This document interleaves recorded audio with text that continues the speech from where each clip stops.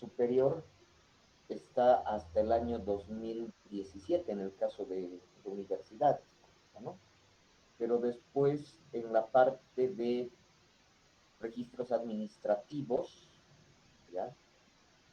Eh, Tienen todo lo que es datos de educación hasta 2019 y en algunos casos 2020, pero como les decía, educación superior, que ya es precisamente la época de entrar al mercado de trabajo, varía. En los casos de, si no me equivoco, universidades privadas solamente tenemos datos hasta el 2016. Y en el caso del Ministerio de Educación, o sea, todo lo que serían, no, perdón, del CV, de todo lo que serían universidades públicas, tenemos datos hasta el 2017 únicamente. Entonces, habrá que aplicar tasa de crecimiento para que más o menos tengan los datos más actualizados, entre comillas, ¿no? Entonces, esa encuesta de hogares es indispensable para que la puedan trabajar también. Ok.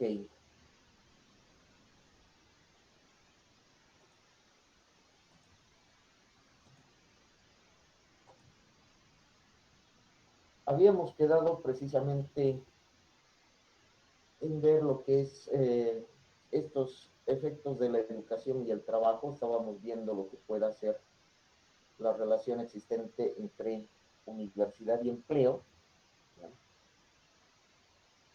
Y esta es una de las cosas que obviamente más nos interesa entre lo que ya sería educación precisamente y empleo. Y acá tendríamos que ver dos factores.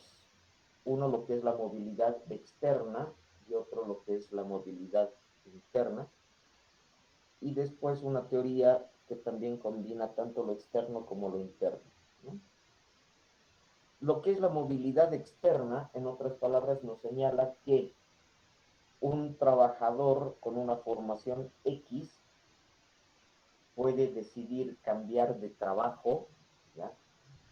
Siempre y cuando el costo de cambiarse de trabajo sea menor a los beneficios que va a recibir, ¿ya? En cambio, si el costo del cambiar de trabajo resultase más caro, ¿ya? Que el empleado va a decidir quedarse en el puesto de trabajo o en la empresa en la cual está, ¿no? No solamente se trata de cambiar de empresa a empresa, sino que esto tiene que ver precisamente con la formación, por eso la importancia que cada uno tiene. Aquí entran en juego lo que son las competencias básicas, las competencias genéricas y las competencias específicas. Si el empleado tiene desarrolladas las competencias básicas y genéricas, sí va a preferir, si el beneficio es mayor, cambiarse de trabajo. En cambio, si tuviera competencias específicas, y precisamente lo que son las competencias específicas netas, por su nivel de especialidad, por su nivel de especialidad, va a pretender o va a querer más bien mantenerse en el puesto de trabajo. Porque de lo contrario, al cambiarse precisamente a otra empresa, a otra institución, esas sus competencias específicas pueden no ser reconocidas. Y al no ser reconocidas es como volver a cero. Entonces va a estar ganando lo mismo que cualquiera que tenga las competencias genéricas, ¿ya? Entonces, este es uno de los elementos que justamente entra en estudio en la economía de la educación para determinar la movilidad en el mercado, ¿ya? Lo que hablamos del flujo del capital humano como tal, ¿ya? Entonces, la fórmula que ustedes están viendo es bastante sencilla en realidad, que implicaría precisamente determinar cuánto es el costo del nuevo beneficio, el cambiarse de trabajo, menos el beneficio actual que tiene en un determinado trabajo. Y si esta resta es mayor que el costo del traslado, o sea, del cambiar de trabajo, esto sí determinaría, como les decía, el cambio. ¿Ya? ¿Qué implica aquello? Lo que decíamos, el movilizarse de un lado a otro, o sea, de una empresa a otra, puede afectar lo que son los salarios, los ingresos mensuales. Si los ingresos que uno pueda percibir son mayores que los actuales, decíamos, se aplica precisamente la movilidad externa. En cambio, si el salario es similar o igual, pero existen otros beneficios no capitalizables, ¿no? También se puede generar la movilidad. Pero si el salario es menor, a pesar de lo que pueda implicar esto de otros beneficios, la persona no se va a mover. ¿Ya? Y lo que hablábamos hace un momento, también lo que es el capital humano específico, las competencias específicas, las competencias profesionales específicas. Mientras uno sea o esté más formado, instruido en determinado ámbito, ambiente, temática, no le va a convenir moverse de uno a otro lado, de una a otra empresa, porque ese su capital humano específico no le va a servir en otra empresa.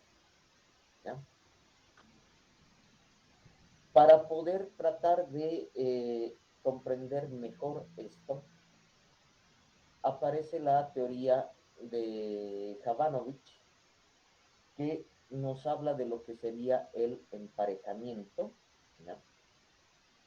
Y esto consiste en un análisis muy detallado de puesto por puesto de lo que serían sus funciones. Y esto compararlo con los años de formación que se requieren para lo que sería precisamente el ejercicio de esa función. Con lo cual se puede determinar una, entre comillas, norma que permita determinar qué candidatos, ¿ya? O cuáles serían los requisitos, en otras palabras, para ocupar un determinado cargo. Si es que la persona tiene las competencias para desarrollar ese puesto de trabajo, hablamos precisamente del emparejamiento, ¿ya? El job matching. En cambio, si la persona no tiene o sobrepasa los requerimientos como para ocupar un determinado puesto de trabajo, hablamos del bad match, ¿ya? Esta determinación de lo que serían las funciones y los requisitos para un determinado trabajo llega a generar el concepto de la sobreeducación, es decir, personas que están, entre comillas, sobrecualificadas en cuanto a años de estudio para poder desarrollar un determinado puesto de trabajo. ¿Cuántos años se necesita estudiar para sacar fotocopias?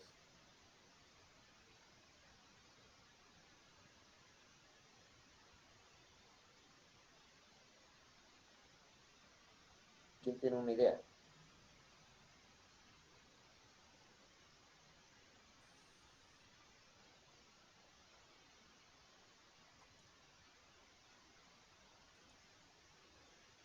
¿Nadie? ¿O cuántos años de estudio se necesita para ser chofer de minibús o radiotaxi? O taxi.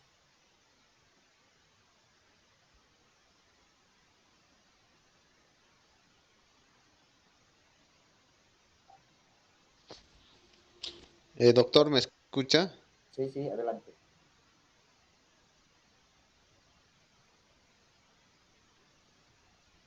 Adelante, Doria. Bueno, no sé si me escucha bien, pero eh, empiezas, ¿no ve? Creo cuando sacas licencia de conducir en categoría A, puedes sacar para profesional supuestamente. Sí se puede, ¿no? Pero yo creo que el tiempo de adecuación, más que todo, desde aprender y hasta saber conducir y manejar bien, pues si se hace eh, constantemente, yo creo que en unos 6 meses hasta, y si no lo hace constante, puede variar, ¿no? El tiempo de un año, dos. Ya. Ok. ¿Cuál será el nivel de instrucción hablando en años de formación? ¿Se necesitan para eso?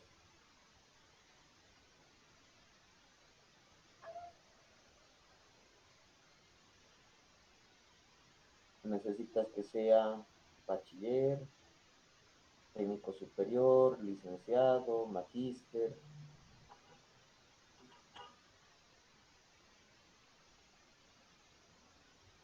Doctor, creo que no, en esta parte no se ve, ¿no? No se da una gran importancia a ver si ya culminaron, sino se ve lo más prudente la edad y la, la edad para que la persona, el varón que desee, pueda comenzar a conducir la movilidad. Y sí, ahora, por ejemplo, existiendo cursos de capacitación de conducción, se ve, ¿no? Que en unos 3 meses uno puede ya ir ya manejando su movilidad. Depende en dónde, en qué institución llegue a aprender. Por ejemplo, los que han aprendido en una institución en el Alto, entonces ya tienen un manejo accesible en lo que es la ciudad del Alto y más que todo que ahora les ayuda a sacar lo que es la licencia de conducir, la capacitación que reciben dentro de esas instituciones. Pero al paso de que ellos van conduciendo, es por eso que se les da un límite de tiempo para que las personas vayan ascendiendo de categoría dentro del manejo de movilidad. Entonces yo creo que sí se va avanzando de acuerdo al paso que uno va realizando la conducción, de acuerdo a la práctica que realiza, ¿no? El conductor. Ok. ¿Y qué pasaría si es que tenemos un magíster manejando un minibús? Bueno, doctor, sí hay, digamos, personas, por ejemplo, como usted indica, licenciados, doctores, que sí manejan, o sea, porque han tenido, ¿no? Ese curso básico o han anteriormente han podido cursar y han podido adquirir lo que es la licencia de conducir y han podido ya tener el acceso a una movilidad para poderlo manejar. Pero sí, digamos, para que un chofer de un minibús, hoy vemos que hay jóvenes, en mi caso yo tengo amigos que tienen 19, 20 años, que no son, o sea, que apenas han culminado lo que es el bachillerato y no tienen un título profesional, digamos, no se les ha exigido un título profesional para que ellos aprendan y adquieran su licencia de conducir. Ok. Justamente a eso se refiere esta teoría de la sobreeducación. Personas que tienen una formación más alta, ¿ya?, de lo que es requerido o requerida para ejercer un determinado puesto de trabajo.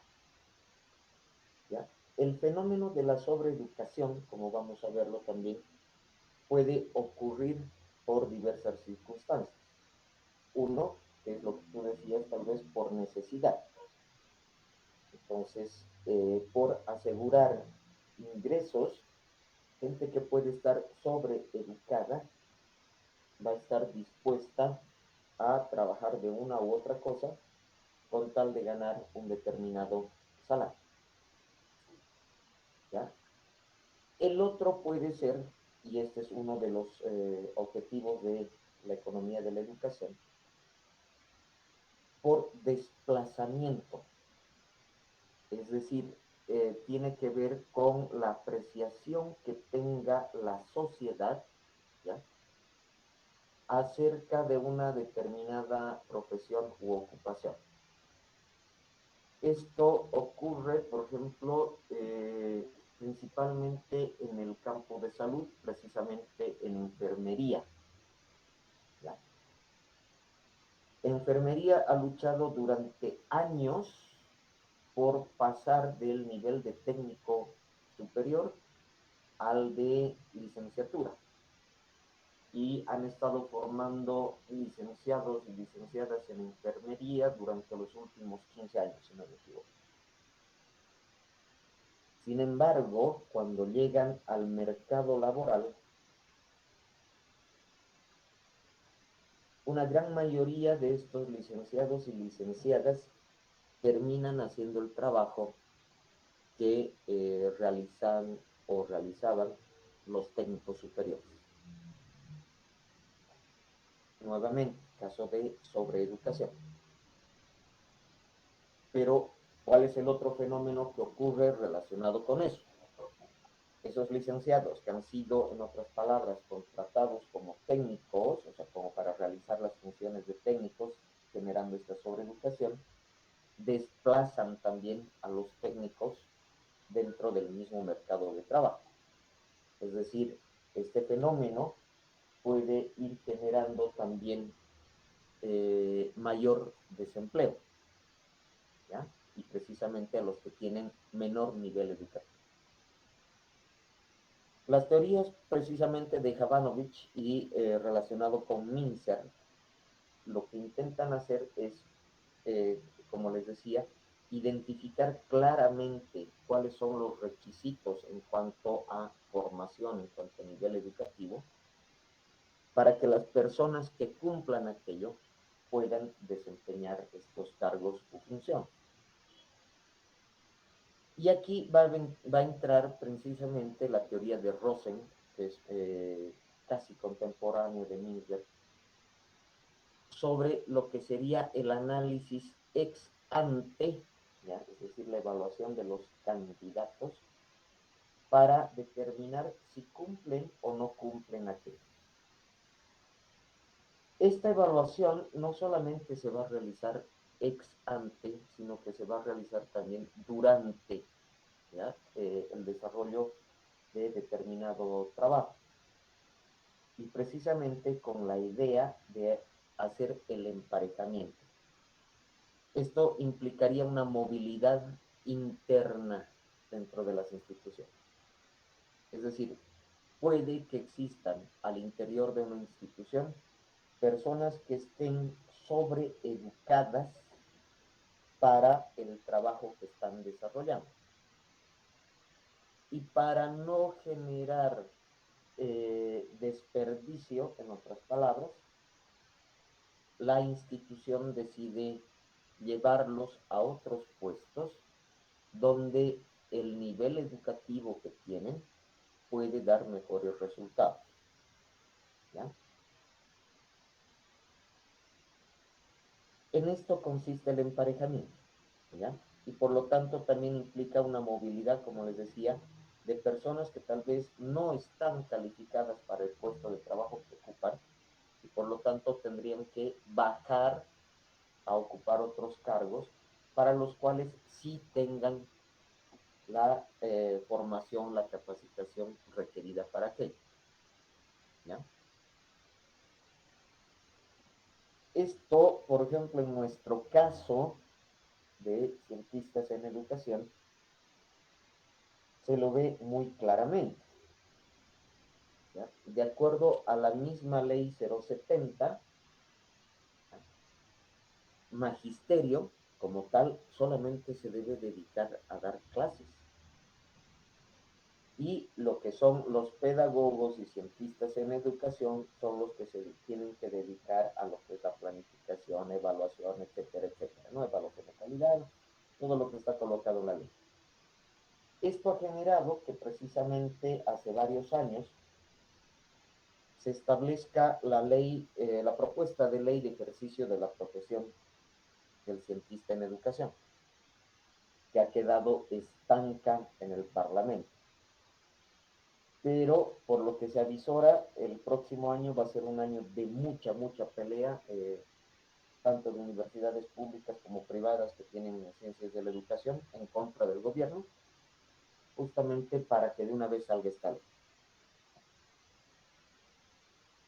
Ello obviamente no le conviene al sector magisterio ni tampoco al sector político, porque implicaría que desde las mismas autoridades del ministerio o son licenciados en ciencias de la educación o son licenciados en ciencias de la educación. Si son solamente del magisterio, no podrían. Esto también implica, de acuerdo a la formulación de la actual ley, que tampoco el magisterio podría llegar a ocupar los cargos de dirección de unidades educativas, ¿no? Con lo cual, como les digo, va a haber un enfrentamiento muy fuerte, pero todas estas luchas, si se fijan, están sustentados en estas teorías como tal y que dan lugar precisamente a lo que ha sido también la ley, ¿ya? O sea, la política marcha por ese lado, ¿ya? Vamos a ver lo que sería precisamente el mercado interno. Implicaría la movilidad que se puede generar al interior de cualquier empresa, institución. Este mercado interno de trabajo, que es conocido como MIT, ¿ya? Lo que estudia es el capital humano específico, es decir, qué tanta formación específica, ¿ya?, tiene cada una de las personas y que la hace indispensable, además, dentro de una institución. ¿Esto qué genera? Personas que han sido capacitadas, ¿ya?, por una determinada institución para desarrollar funciones que son muy propias de esa institución, no van a poder transferir sus competencias hacia otras empresas, hacia un mercado externo. Por lo tanto, la mucha especialización en aspectos de una determinada empresa, organización, impide el mercado externo y por lo tanto genera la movilidad interna. ¿Cómo se asegura esta movilidad interna? Instituciones, organizaciones que pueden decidir incrementar los salarios, ¿ya?, incluso por encima, digamos, de lo, entre comillas, legalmente establecido, con tal de que esas personas no se muevan del trabajo, ¿ya?, del puesto de trabajo que están ocupando. En nuestro contexto, ¿dónde es lo que más se ve esto? El sector de hidrocarburos y precisamente en lo que puedan ser las plantas industrializadoras. YPFB evidentemente ha invertido mucho en la capacitación de este personal y además es personal que ya venía también altamente capacitado, por lo cual la salida de estos trabajadores puede generar un gran perjuicio para la institución, no solamente por el hecho de tener que buscar otro, ¿ya?, u otra persona, sino también porque están perdiendo la inversión realizada en esa persona y además el tiempo que les tomaría capacitar a uno nuevo en ese puesto de trabajo, ¿ya? La formación demasiado específica puede generar esto, ¿ya? Pero hay otra interpretación que no, aparte de la neoclásica o capitalista, que tiene que ver con la institucional. Y en esta teoría institucional, lo que predomina son otros beneficios que puedan otorgarse al empleado a fin de que no se mueva del puesto de trabajo. Y por lo tanto, desde lo que son las promociones, ascensos al interior de la misma institución, la mejora de salarios, que también coincide con la anterior teoría, pero aquí entran otra serie de beneficios precisamente no capitalizables, no monetarizables. Por decirles, incremento de los días de descanso, lo que pueda ser también algún tratamiento especial a la familia, lo que puedan ser los reconocimientos, la representación que pueda ser de la institución, etcétera, etcétera. Esto lleva a que las instituciones busquen personas capacitadas al interior de la misma institución. ¿Ya? Si se fijan en el cuadro, en esta imagen que tenemos, implicaría la promoción planificada de las distintas personas. O sea, el que está empezando empezará en este nivel y va ascendiendo. Pero ¿qué pasa cuando una de estas personas, y acá el gráfico mayor, se jubila, muere, etcétera, etcétera? Queda un vacío. Por lo tanto, estas personas tienen que ir ascendiendo, ¿ya? Y quedará precisamente el puesto inferior a disposición. Es ahí cuando recién estas instituciones hacen convocatoria externa, ¿ya? Es decir, si mis costos como institución, ya no hablo como persona, si mis costos como institución de conseguir personal cualificado, con las competencias que yo requiero, me va a salir más caro en sentido de inversión de tiempo y demás para poder ocupar un determinado puesto, voy a preferir promover a las personas y solamente convocar para los puestos inferiores, para que sean llenados por personas externas. En otras palabras, si quisiera, digamos, convocar para el puesto más alto, mis costos de capacitar a esa persona, además de que el nuevo o nueva que entre no lo conozco, por más que tenga mucha trayectoria institucional en su anterior labor, etcétera, etcétera, me puede institucionalmente más bien perjudicar por el tiempo que requiere la persona de capacitación para ocupar este cargo. Institucionalmente me va a salir más barato capacitar a este hombre, ¿ya? Y me requiere tal vez menor tiempo que capacitar para los cargos altos. Esto obviamente se aplica en instituciones que tienen personal de planta, ¿ya? Mientras que en instituciones que trabajan con lo que serían consultorías por producto, consultorías en línea o por proyectos, ¿ya? No es aplicable, ¿ya? Entonces ahí tranquilamente la convocatoria externa, ¿ya? El mercado externo de trabajo es lo que prima. Pero en el caso de tener personal de planta, va a haber esta mezcla entre el mercado interno para poder satisfacer precisamente los requerimientos que de una u otra manera ellos ya conocen y solamente atender con mercado externo lo que serían los niveles inferiores. Por lo tanto, los niveles de formación en cuanto a años de formación, en cuanto a lo que podría ser también la experiencia institucional que cada uno tenga, prima en el mercado interno, pero también tiene relación con lo que sería el mercado externo. ¿Qué ejemplos podríamos colocar de esto?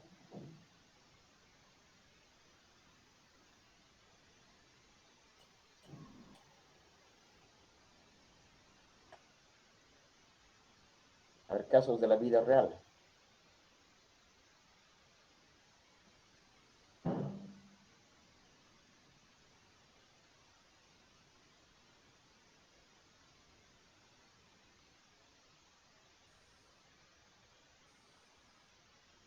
Nada, no hay idea.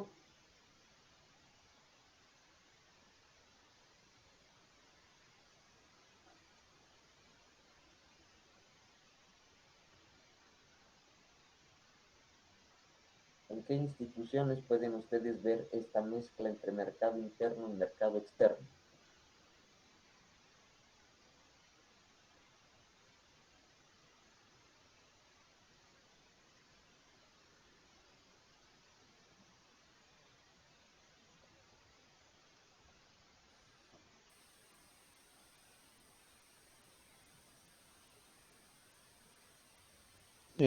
Doc, Adelante, Darío. tal vez las instituciones que forman en idiomas como el, ¿qué se llamaba? No me acuerdo. Mm, no, CBA, pero el CBA y otros, ¿no? Ah, había uno de idioma alemán igual, pero no recuerdo el nombre. el GET, Creo que de todos los idiomas, ¿no? ya. Ok, ¿qué otra?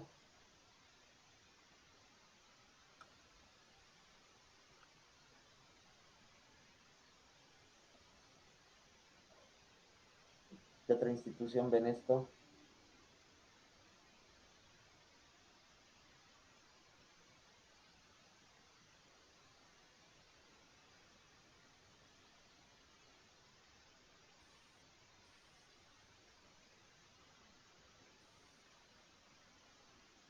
¿Ninguna más? Puede ser en las universidades, Doc, con el intercambio. Eh, ya. Ojo, en el caso de las universidades, mmm, no es una política precisamente ni está en la parte reglamentaria. Es decir, no está ni en el Reglamento General de Universidades, que es de las universidades privadas, ni está tampoco en lo que es los reglamentos del CV.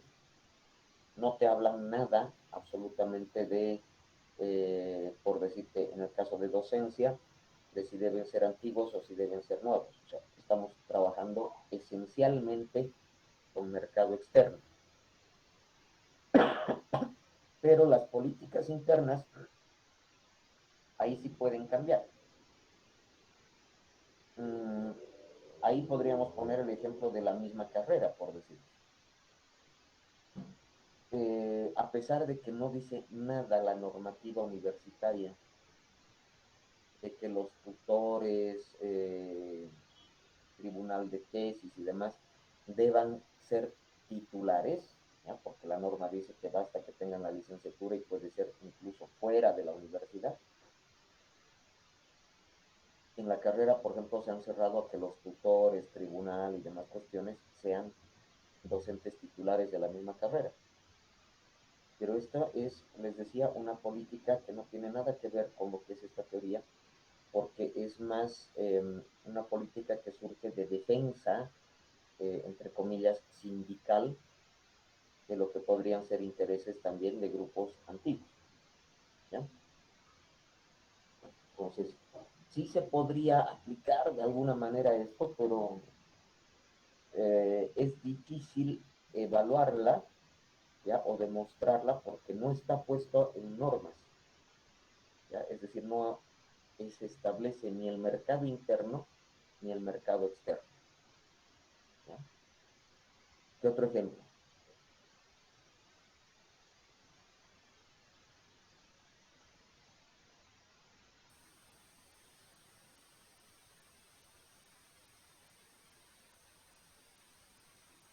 ¿No tenemos?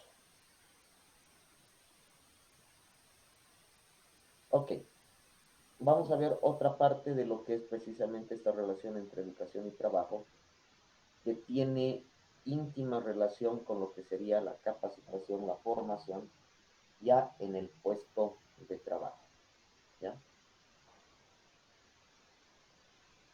Y esta parte de la economía de la educación analiza precisamente lo que puedan ser los efectos de la capacitación ya en el puesto de trabajo, ¿ya?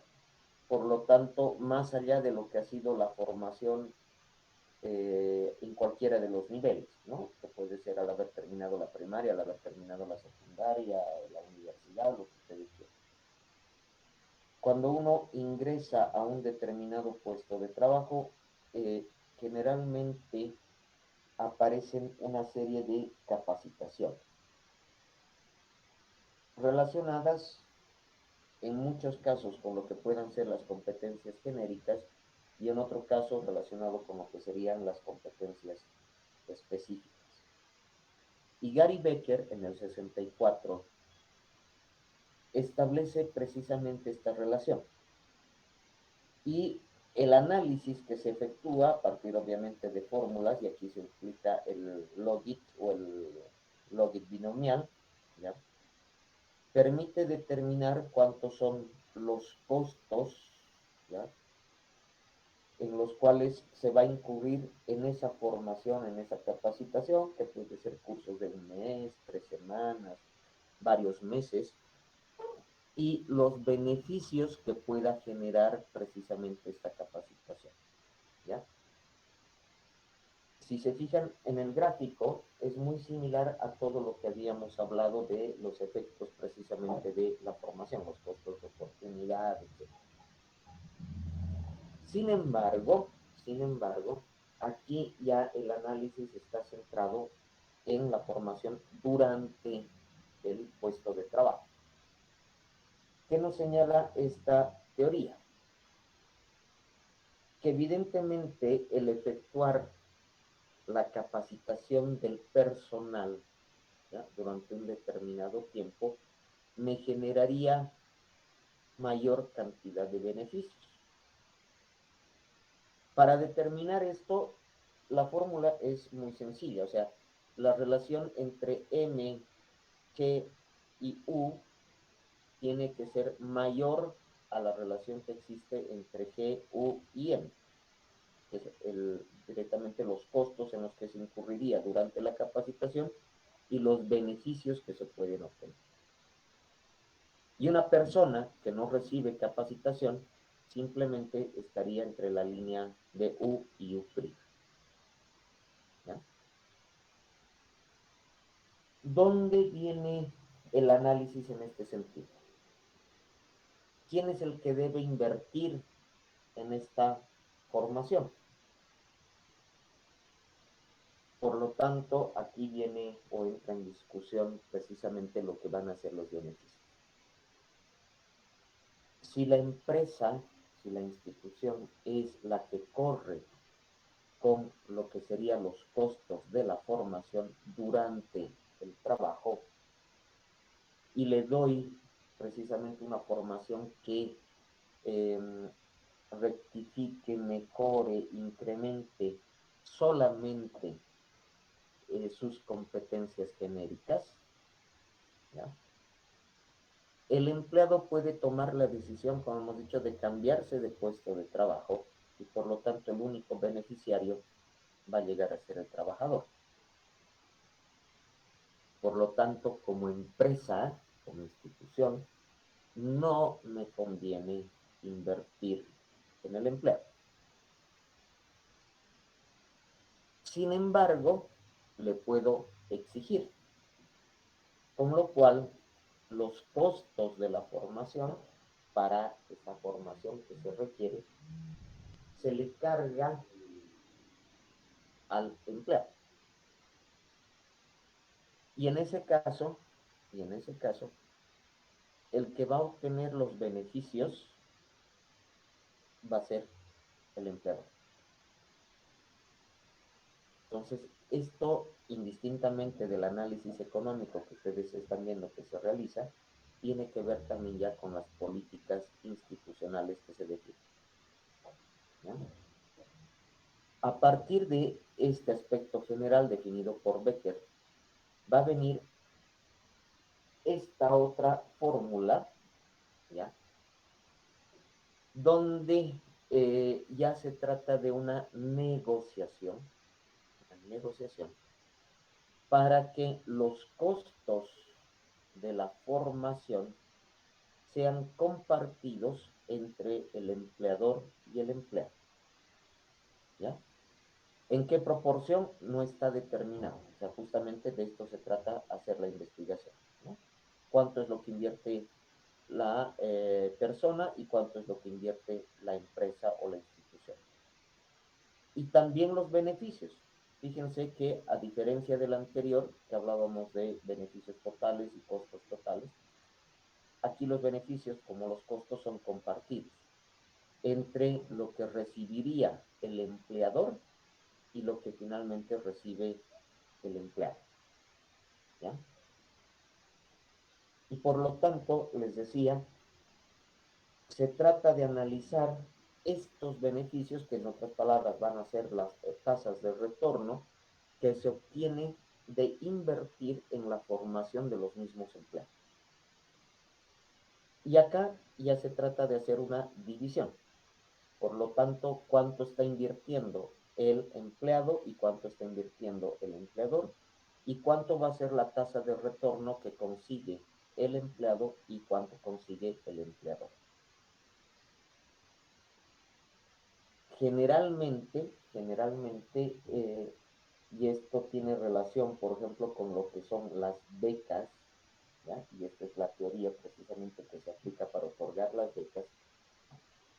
El empleador debe ser quien obtenga mayores beneficios, ¿ya?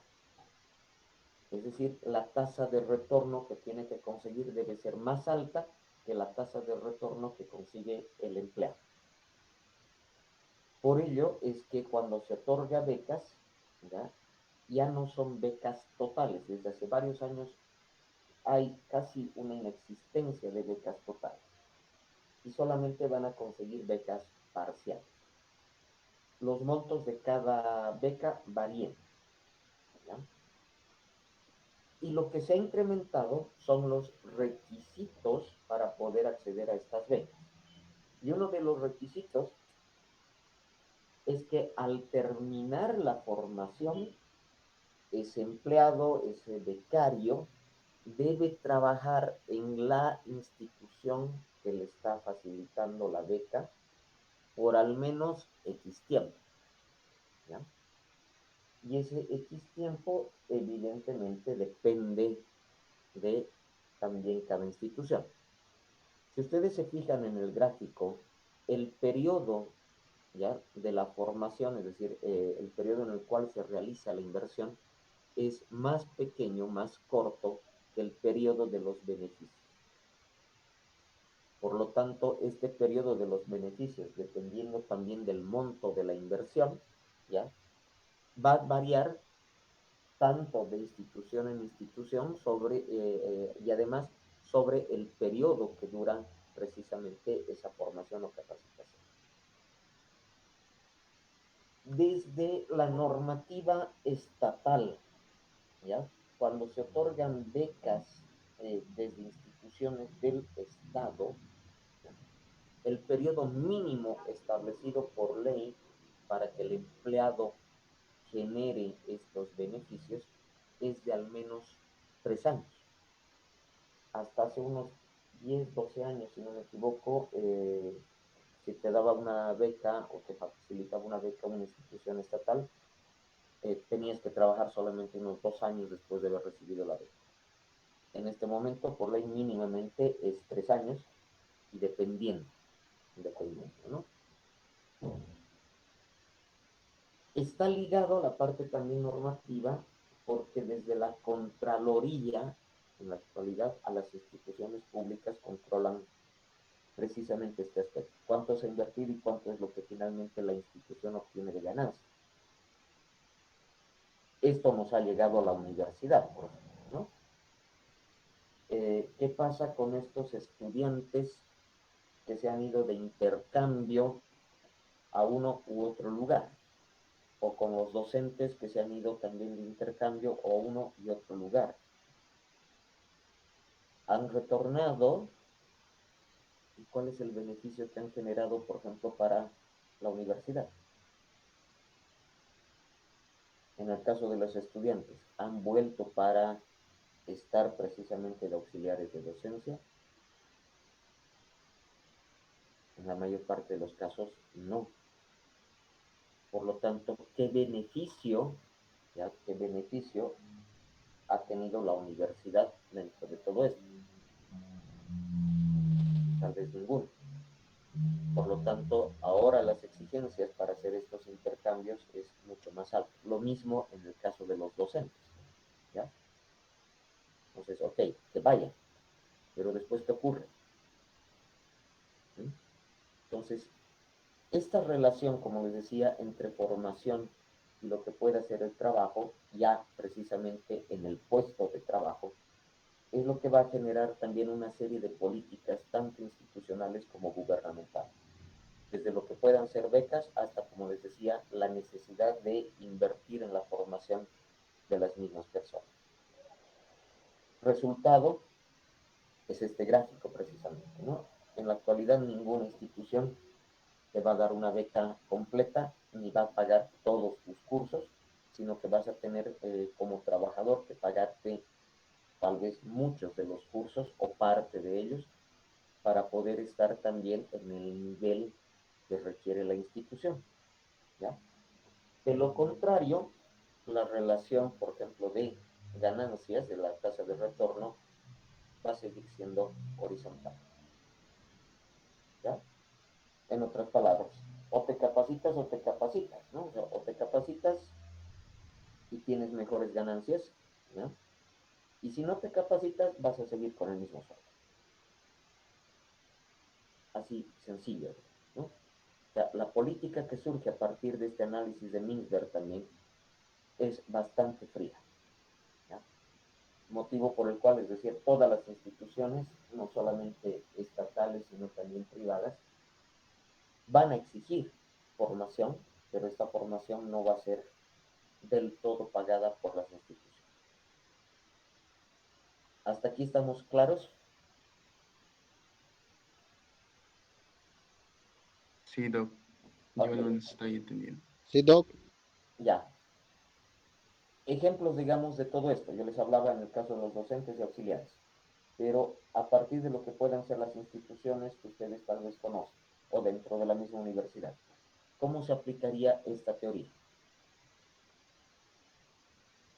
¿Y cuáles son las políticas que se generan?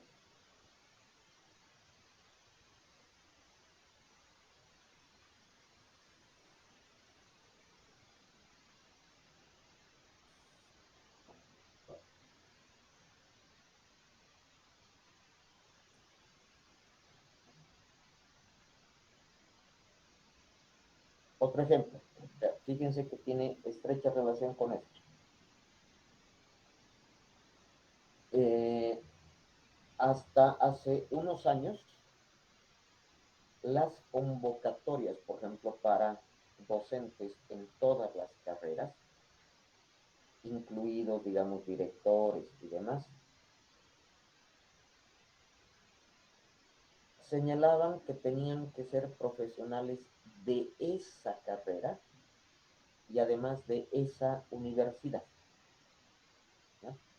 En el caso de nuestra carrera, se ha estado aplicando eso hasta, como les digo, unos años. ¿Por qué? La institución, en este caso la carrera, la UNSA y demás, ha invertido, ¿ya? Si volvemos a esta otra teoría, ¿ya? Ha invertido en la formación de ese capital humano. Y por lo tanto se espera precisamente unas determinadas ganancias. Sin embargo, por lo que es precisamente la ley contra el racismo y la discriminación, se ha tenido que retroceder como universidad, como carreras y demás en esa política, ¿ya? Y por lo tanto dar lugar a que sean de distintas profesiones, ocupando tal vez puestos de trabajo que serían precisamente de ciencias de la educación, por poner el ejemplo así muy concreto. ¿Qué es lo que está ocurriendo ahí? O sea, evidentemente a nivel institucional estamos perdiendo estamos perdiendo lo que sería la inversión que se ha generado, ¿ya? Pero también perdemos las ganancias que se puedan tener. Y aquí el beneficiario, ¿ya?, es simplemente el profesional que ingresa a ocupar ese puesto de trabajo. ¿Ya? Por más que la universidad los haya, en este caso digamos la UNSA, los haya formado, ¿ya?, por esta ley, evidentemente puede perder su inversión. ¿Ya? Resultado, si se han dado cuenta en los últimos años, la oferta de formación que hace la misma universidad en cuanto a sus docentes, en cuanto a sus estudiantes, es cada vez menor. No me refiero a la formación general, que sería la licenciatura y técnico como tal, sino la apertura, digamos, de otros cursos específicos, doctorados, maestrías, etcétera, etcétera, ¿no? Entonces, el hecho de que no tengas la posibilidad de recuperar la inversión, ¿ya?, a cualquier institución la frena, ¿no? Entonces, fíjense la relación que puede existir precisamente entre lo que sería la educación en el puesto de trabajo con lo que podrían ser ya las tasas de retorno, ¿ya? Y como les digo, solución, ¿ya? En esencia, ustedes van a tener que invertir en su capacitación. Yo también les voy a apoyar en una partecita, pero si no hacemos eso, ni lo piensen, ¿no? Porque ninguno de los dos vamos a obtener ganancias. Consecuencia, costos, por ejemplo, de las maestrías o doctorados que están específicamente relacionados a una facultad o a una carrera, han bajado muchísimo en sus montos, ¿ya? Pero la mayor parte de ese costo ya no es asumido por la misma universidad, porque antes se daba incluso hasta doctorados gratuitos, ¿ya?, sino que ahora tienen que ser asumidos por cada persona, ¿no? O de lo contrario, tienen que hacer su inscripción vía facultad, vía carrera, etcétera, etcétera, y tendrán un costo tal vez menor para esos empleados. Y esto es algo que efectivamente también se va a aplicar a ustedes una vez que lleguen a las maestrías terminales, ¿ya? Como, ¿ya?, beneficiarios de esta formación, ustedes van a tener que erogar un determinado gasto, ¿ya?, y la universidad va a tener que asumir también otro determinado gasto. Como les digo, en este momento, por lo que no han hecho esto los directores interinos, no está determinado. Por eso les decía, corre peligro todo lo que serían las maestrías terminales. Se han dedicado más a criticar absurdamente el nuevo plan de estudios y no se han fijado en el futuro, ¿no? Y este va a ser el resultado, ¿no? Puede ser que los beneficios que se obtengan de esta capacitación en los próximos años sea más bajo, ¿ya?, principalmente para la universidad.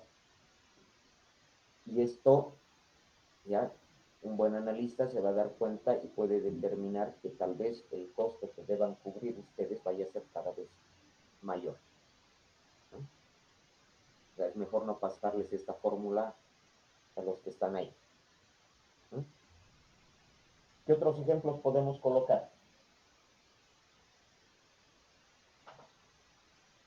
Sí, Doc, justamente le quería decir sobre el tema de la carrera, ¿no? Viendo la teoría, lo más lógico sería pensar que tal vez la universidad pierda mucho en inversión y también los retornos en educación, nuestra formación propia de nosotros, porque tenemos maestría terminal.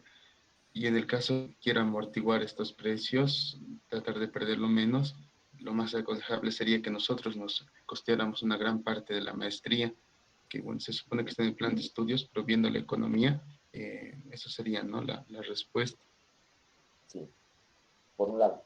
Pero ahí viene la ilógica también de todo esto. porque cuando se hace la autoevaluación, evaluación y acreditación, uno de los criterios que más prima es precisamente el del retorno. ¿Y esto qué implica?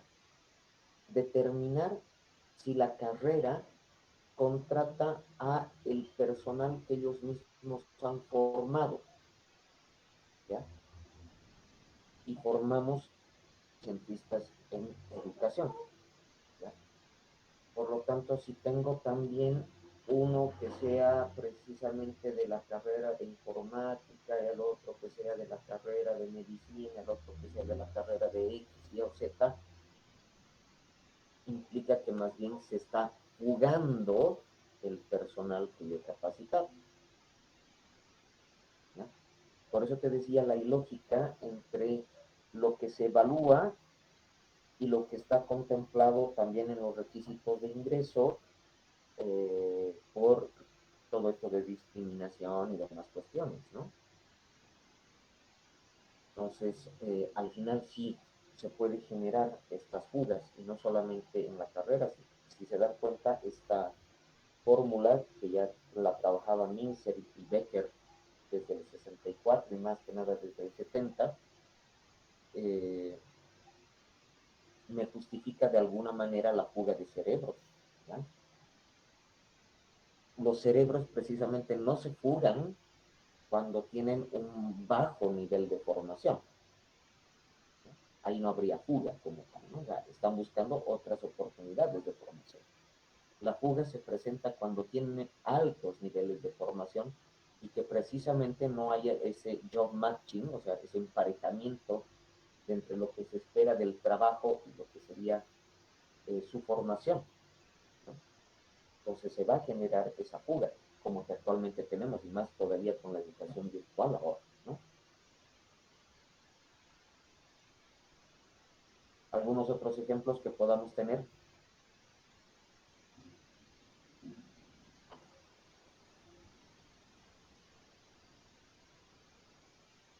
Bueno, Doc, tal vez alguno positivo podría dar. En la carrera de psicología, por ejemplo, ha habido una persona que le han dado una beca que ha estudiado en Inglaterra y ha vuelto, ¿no? Y ahora es el nuevo docente de neurociencias y también todo lo que tiene que ver con bases biológicas en psicología. Y en conjunto con su vuelta, también han abierto un paralelo C en psicología en casi todas las materias. Tal vez, bueno, ya ha sido un poquito más el tema de que nuestra anterior decana ha sido decana, ¿no? Y él le ha dado tal vez el tema de la carga horaria a psicología para hacer 3 paralelos. Y bueno, el nuevo docente sí es muy bueno, enseña muy bien, está más actualizado que toditos los otros más. Pienso que van a volver a hacer esto con otros docentes. Pero ahora el tema de esto es que ese mismo docente no es pues un estudiante de psicología tal cual, o sea, no se es licenciado en psicología en la UNCE, sino es de la Católica. Pero bueno, el retorno que está dando a la carrera de psicología pienso que sí es muy, muy positivo, aunque hay esa controversia de que no estudia en la UMSA sino en la Cato. Ya, o sea, le está generando ganancias, o sea, la tasa de retorno a otra institución de la cual no ha sido formada. O sea, ahí la perdedora es la católica.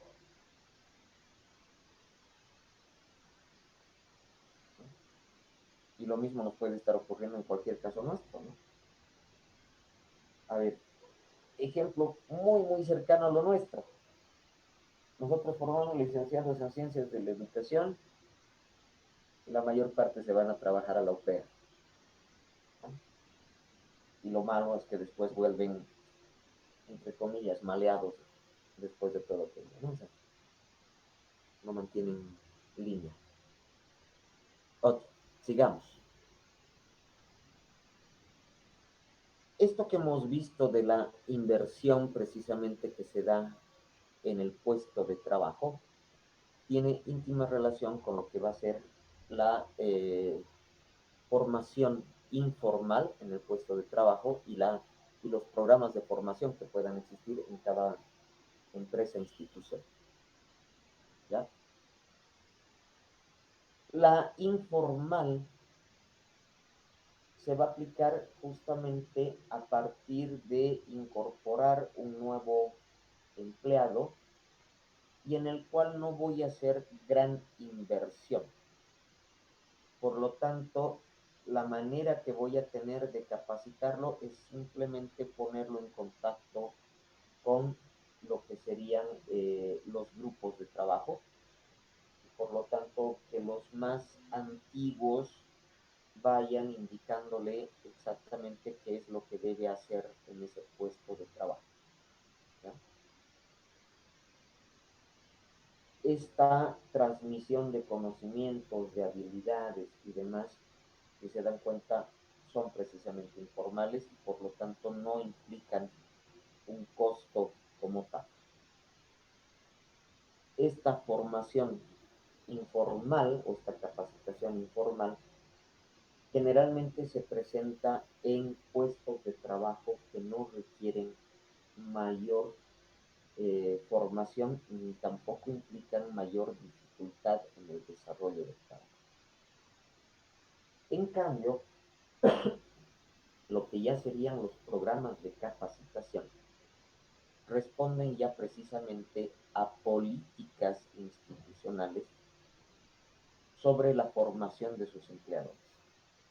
Y estas políticas pueden variar enormemente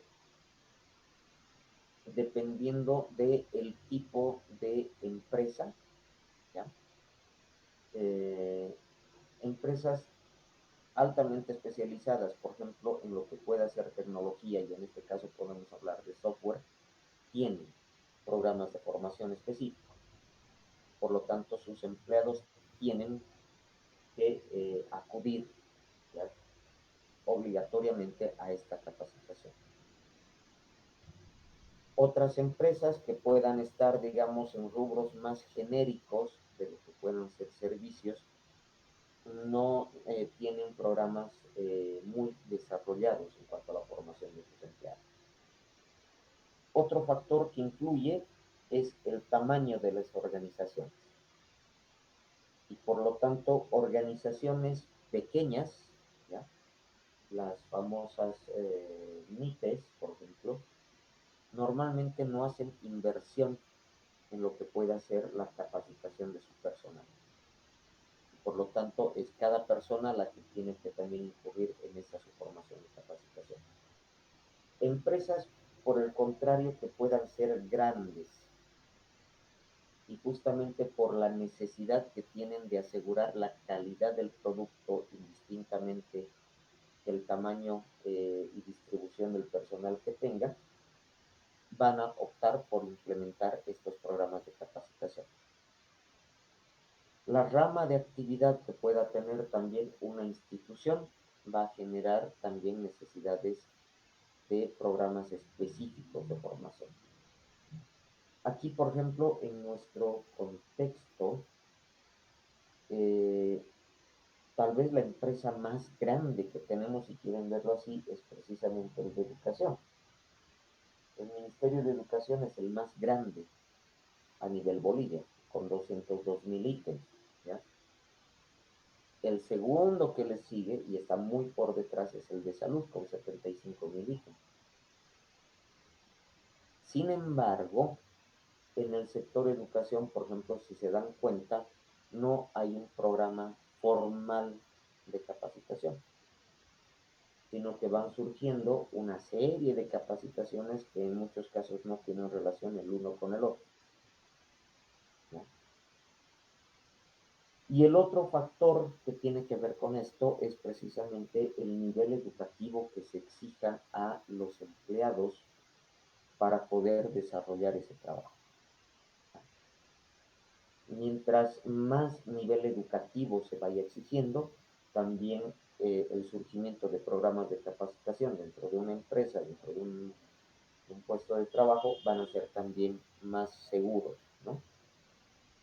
Los estudios que se han desarrollado muestran que efectivamente, mientras más requerimientos tenga una institución en cuanto a nivel de formación y de capacitación, se van a generar mayor cantidad de programas de formación, ¿ya?, es decir, programas formales. mientras que menor requerimiento va a implicar solamente esta capacitación informal. Esta capacitación, volvemos a lo que habíamos señalado antes, va a generarme tal vez desajustes entre lo que es el puesto de trabajo y la formación que se recibe. A partir de la teoría de Mintzberg, ¿ya?, que tal vez es el gran autor dentro de todo esto, no hay precisamente otras fórmulas que se hayan generado, se determina lo que pueda ser la sobreeducación bajo tres métodos, ¿ya? El subjetivo, ¿ya?, que en otras palabras es simplemente hacer encuestas a los mismos empleados, ¿ya?, sobre la capacitación que ellos tienen para desempeñar un determinado puesto de trabajo. El problema del método subjetivo es que justamente por preservar su trabajo, ¿ya?, por preservar su trabajo, todo el mundo te señala que tiene la capacitación adecuada como para llevar adelante ese puesto de trabajo, ¿ya? Sin embargo, ¿ya?, por los años de formación recibidos, que eso se ve a partir de lo que podría ser un determinado credencialismo, es decir, los títulos obtenidos, se puede llegar también a inferir que hay una sobreeducación, ¿ya? Es decir, ha estudiado más de lo que el puesto de trabajo exige, ¿ya? Otra manera de determinar la sobreeducación, el método objetivo. ¿Y qué consiste este método objetivo? Ustedes lo han debido ver en administración. Lo que es el análisis de los determinados puestos de trabajo. Y ese análisis de los puestos de trabajo puede realizarse ya sea mediante el análisis ocupacional, ¿ya?, que es toda una técnica, pero que es de carácter conductista, ¿ya?, el método funcional, que no deja de tener relación con el conductismo, pero lo que ya analiza son las funciones y las tareas que deben desarrollarse al interior de un puesto de trabajo, y al hacer el análisis de esas funciones y tareas también hay que ver los conocimientos que se requieren para esas tareas y esas funciones, ¿ya? Y el otro es el método estadístico, es decir, a partir de lo que ya sean normas, ¿ya?, de funciones. Y cuando hablamos de normas de funciones, estamos trabajando precisamente con lo que es las normas de competencias, es decir, qué competencias son requeridas por determinado puesto de trabajo y cuántos llenan además esas competencias. Implica ya desde este punto de vista el hacer el análisis de mayor cantidad de personas, y el método estadístico será aplicable, por decirles, a rangos X, es decir, todos los que ocupan el puesto técnico, indistintamente, digamos, de si son técnicos en tal cosa, técnicos en el otro, pero se aplicaría esta norma, digamos, primero a este puesto, después a los que ocupan el rango de directores de bajo nivel, ¿ya?, por decir, directores de unidades educativas, es decir, toditos tienen el rango de directores de unidades educativas, sin embargo, tienen que ver precisamente las competencias que cumplen o no cumplen para aquello. Tendrá que aplicarse después a otros rangos superiores y así sucesivamente. Es decir, el método estadístico está establecido rango por rango y ya no precisamente puesto por puesto, ¿ya? Y en este sentido te permite también determinar lo que sería esta sobreeducación o esta infraeducación. La fórmula de Mintzberg, como ustedes la pueden ver aquí, justamente me permite determinar esa sobre o infraeducación. Y esto es a partir de lo que sería precisamente la formación que se llega a tener, la formación media, y la experiencia o las competencias también que se requieren para cada caso. ¿Ya? Si la formación recibida es precisamente relacionada, y por eso el alfa, con lo que puede ser la experiencia, la capacidad y demás cuestiones, si supera aquello, hablamos de una sobreeducación. En cambio, si es inferior a lo que requiero, estamos hablando de una infraeducación.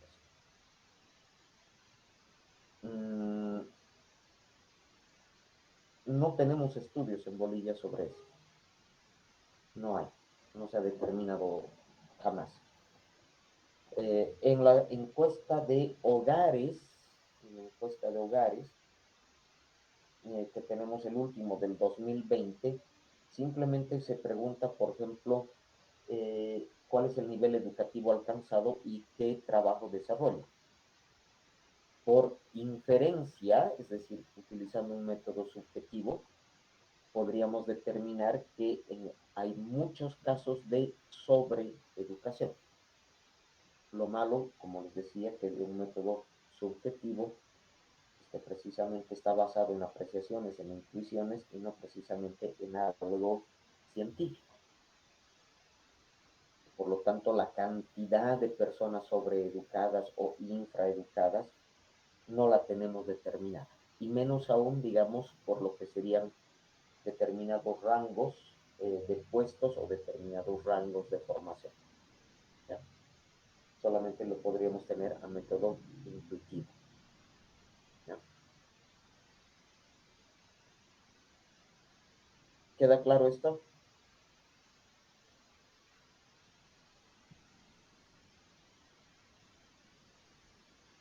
¿Hay alguna duda?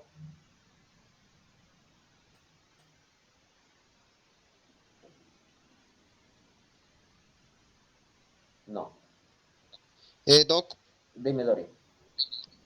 una pregunta. En la parte, el sobreeducados es la fórmula que está en la parte debajo del sobreeducado. Ahora, hay dos adecuadamente educados. Significa que los dos son, primero, X3, no, XJ y creo que es Alfa. eh, Perdón, alfa Sigma. J Sigma J. y ¿Ya? XJ son ambos adecuadamente educados. Ya. Hablamos de adecuadamente educado, o sea, lo que hablábamos del match job, es decir, el emparejamiento, ¿ya? Cuando tienes la formación adecuada para el puesto de trabajo que estás desempeñando, ¿ya?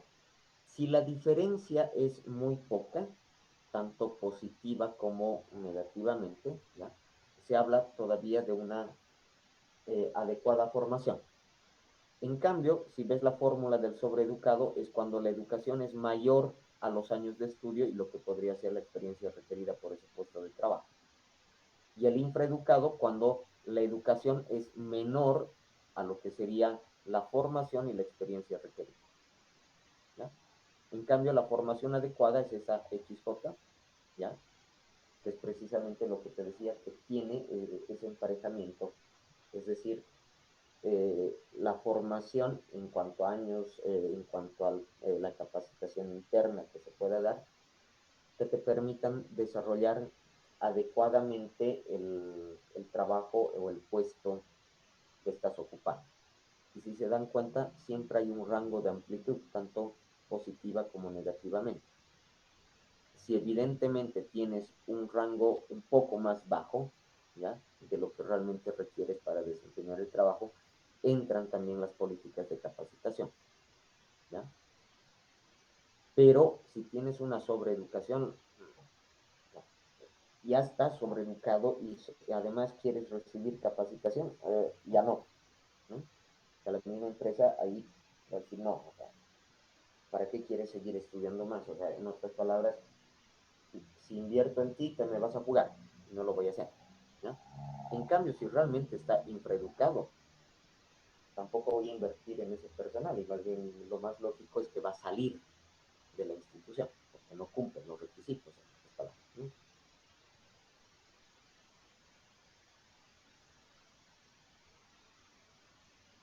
Ojo, si se dan cuenta, esto que estamos hablando tiene o entra en el plano también de la calidad porque tiene íntima relación con la evaluación del desempeño, que hemos visto también en la materia anterior. En otras palabras, si su desempeño es adecuado, tiene que ver también con su formación y con el puesto de trabajo. Si su desempeño es inadecuado, que igual tiene relación con esto, puede generar más bien un despido, salida, etcétera, de ese personal.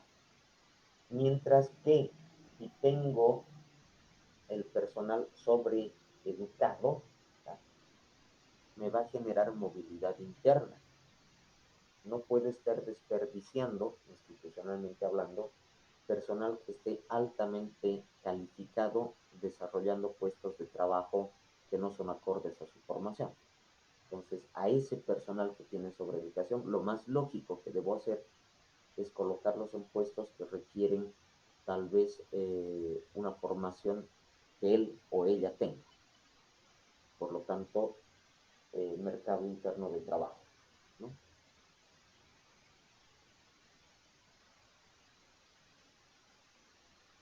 Y estamos en hora. Ok, chicas, chicos, muchísimas gracias. Todavía nos falta ver varias cosas de lo que es educación, trabajo y entraríamos a lo último que son precisamente financiación de la educación. Vamos a intentar acabar esto lo antes posible porque además ya vienen los trabajos fuertes, como les decía, y su evaluación final. Mil gracias, nos estamos viendo con algunos de ustedes en la siguiente materia. Que pasen un buen fin de semana. Gracias, Doc. Hasta más tarde. Ok. Gracias, Gracias. Doc. Hasta luego.